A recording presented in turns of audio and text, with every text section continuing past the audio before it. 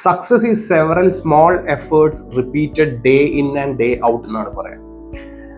അപ്പോൾ വളരെ സന്തോഷം നിറഞ്ഞ ഒരു ദിവസമാണിന്ന്. കമ്പനി സെക്രട്ടറിയുടെ ഫൗണ്ടേഷൻ എക്സാം ആയിട്ടുള്ള CSCET-യുടെ one of the toughest exam ആയിട്ടുള്ള CSCET-യുടെ റിസൾട്ട് വന്ന ഒരു ദിവസമാണ് ഇന്ന്. അപ്പോൾ institute of company secretaries of India declare ചെയ്ത പ്രകാരം 60% കുട്ടികളാണ് എഴുതിയവരിൽ പാസ്സായിട്ടുള്ളത്. പക്ഷേ നമ്മളുടെ കുട്ടികളും ഇത് അറ്റൻഡ് ചെയ്തിരുന്നു. നമ്മളുടെ കുട്ടികളിൽ എഴുതിയവരിൽ എല്ലാ പേരും അല്ലെങ്കിൽ 100% ആൾക്കാരും റിസൾട്ട് പോസിറ്റീവാണ്. അവർ എല്ലാം വിജയിച്ച് കമ്പനി സെക്രട്ടറിയുടെ എക്സിക്യൂട്ടീവ് ലെവലിലേക്ക് കടന്നിരിക്കുന്നു. അപ്പോൾ ഇത് ഞങ്ങളുടെ കഴിഞ്ഞ കുറേ കാലത്തെ ഒരു ജേർണിയുടെ ഫലമാണ്. ഒരിക്കലും ഒരു ദിവസത്തിൽ നിന്ന് ഉണ്ടാക്കിയ ഒരു എഫേർട്ടിൻ്റെ ഫലമല്ല.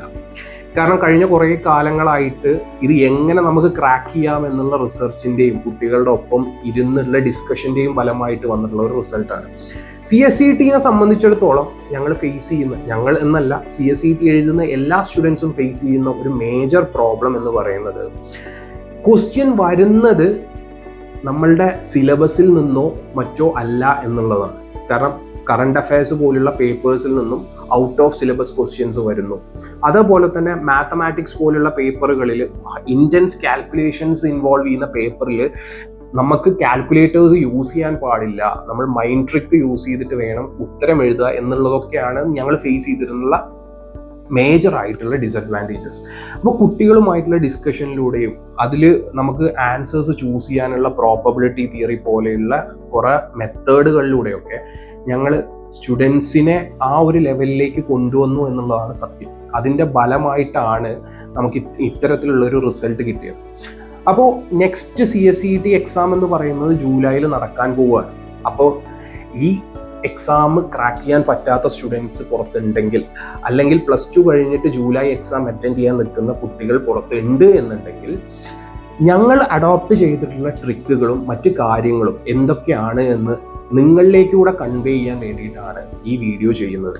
അത് ഞാൻ പറഞ്ഞു തരുന്നതിനേക്കാളും ബെറ്റർ ആയിട്ട് ഞങ്ങളുടെ സ്റ്റുഡൻസിൻ്റെ കയ്യിൽ നിന്ന് തന്നെ നിങ്ങൾക്കറിയാം. അതിനായിട്ട് ഞാൻ അജ്മലിനെ വിളിക്കുകയാണ്. ഹായ്, ഞാൻ അജ്മൽ. ഇപ്പോൾ കഴിഞ്ഞ കമ്പനി സെക്രട്ടറി എൻട്രൻസ് എക്സാം ടെസ്റ്റിൽ ഞാനും പങ്കെടുത്തിരുന്നു. 200 മാർക്കിനായിരുന്നു എക്സാം. അതിൽ 134 സ്കോർ ചെയ്ത് ഞാൻ പാസ്സായിട്ടുണ്ട്. പിന്നെ എക്സാം പാസ്സാവുന്നതിന് വേണ്ടി ഇൻസ്റ്റിറ്റ്യൂട്ടിൻ്റെ ഭാഗത്ത് നിന്ന് ഒരുപാട് സപ്പോർട്ട് ലഭിച്ചിട്ടുണ്ടായിരുന്നു, ഒരുപാട് ഹെൽപ്പും ലഭിച്ചിട്ടുണ്ടായിരുന്നു. പ്രത്യേകിച്ച് ഇപ്പോൾ ഈ കഴിഞ്ഞ 6 മാസം ഇൻസ്റ്റിറ്റ്യൂട്ടിൻ്റെ ഭാഗത്ത് നിന്ന് ഞങ്ങൾക്ക് ഒരുപാട് മോക്ക് ടെസ്റ്റുകൾ കണ്ടക്ട് ചെയ്തിരുന്നു. ഏകദേശം 200-ന് മുകളിൽ മോക്ക് ടെസ്റ്റുകൾ കണ്ടക്ട് ചെയ്തിരുന്നു, എക്സാമായിട്ട് കൂടുതൽ പരിചയപ്പെടാൻ വേണ്ടിയിട്ട്. കുറഞ്ഞ സമയം കൊണ്ട് സോൾവ് ചെയ്യാൻ വേണ്ടി ട്രിക്സ് പറഞ്ഞു തന്നിരുന്നു, മൈൻഡിൽ ട്രിക്സ് കാൽക്കുലേറ്റ് ചെയ്യാൻ വേണ്ടി പറഞ്ഞു തന്നിരുന്നു. പിന്നെ അതുപോലെ ലീഗൽ ആപ്റ്റിറ്റ്യൂഡ് സബ്ജക്റ്റിനൊക്കെ സ്റ്റേറ്റ്മെൻറ്റ്സ് ആൻഡ് അസംഷൻസ് പോലുള്ള ക്വസ്റ്റ്യൻസ് ചോദിച്ചിരുന്നു.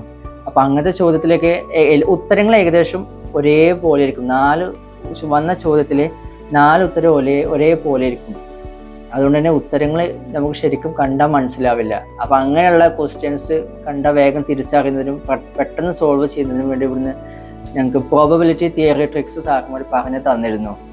എക്സാമിലെ ക്വസ്റ്റ്യൻസ് ക്ലിയർ ചെയ്യുന്നതിന് വേണ്ടി ഇൻഷോർട്സ് എന്ന ആപ്പ് സാറ് പറഞ്ഞു തന്നിട്ടുണ്ടായിരുന്നു. അപ്പോൾ അതിന്ന് അപ്പോൾ നടക്കുന്ന കാര്യങ്ങൾ ഞങ്ങൾക്ക് അപ്ഡേറ്റ്സ് ആയിട്ട് കിട്ടും.